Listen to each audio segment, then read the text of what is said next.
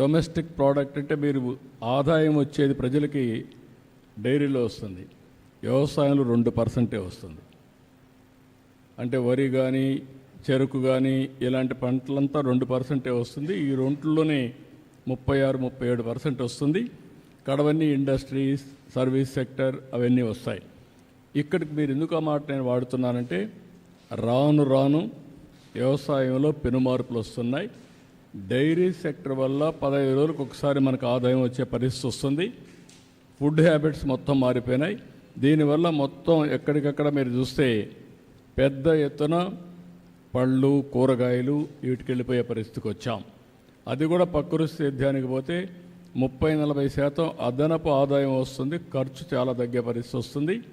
మీరు ఎవరైతే దీన్ని కూడా నేను చూశాను, నిన్నే ఇచ్చాను. ఏవైతే డ్రిప్ ఇరిగేషన్ పెట్టిన తర్వాత మీరు వేసే నేచురల్ ఫార్మింగ్కి అవసరమైనట్టే కూడా ఆ డ్రిప్లోనే కలిపేసేయచ్చు.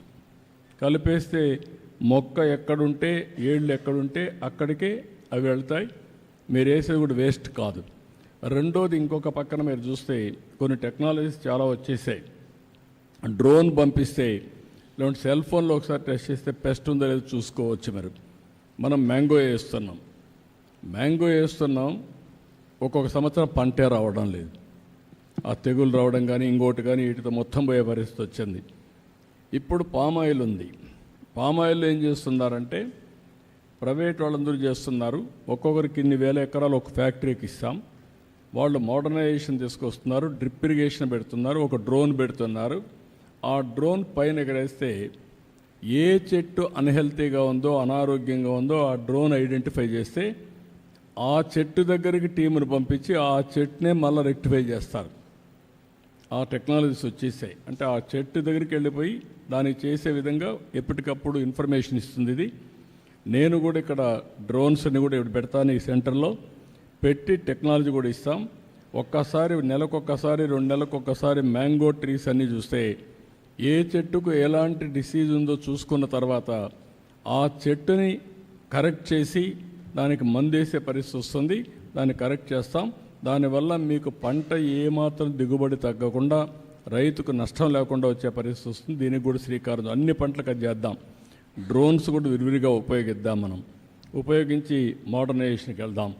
ఇంకొక పక్కన క్యాటిల్ షెడ్స్ అందరికీ, ఇక్కడ పశువులు ఉండే వాళ్ళందరికీ క్యాటిల్ షెడ్లు ఇస్తాం. దానివల్ల ఈల్డ్ పెరుగుతుంది, మన పశువులన్నీ ఆరోగ్యంగా ఉంటాయి. దానికి కూడా శ్రీకారం చుడుతున్నాం. ఎంతమంది ఉంటే అంతమందికి రాబోయే రోజులు ఇస్తాం. కొత్తగా వస్తే మళ్ళీ ఇస్తాం. ఫాడర్ డెవలప్మెంట్ కూడా చేస్తాం.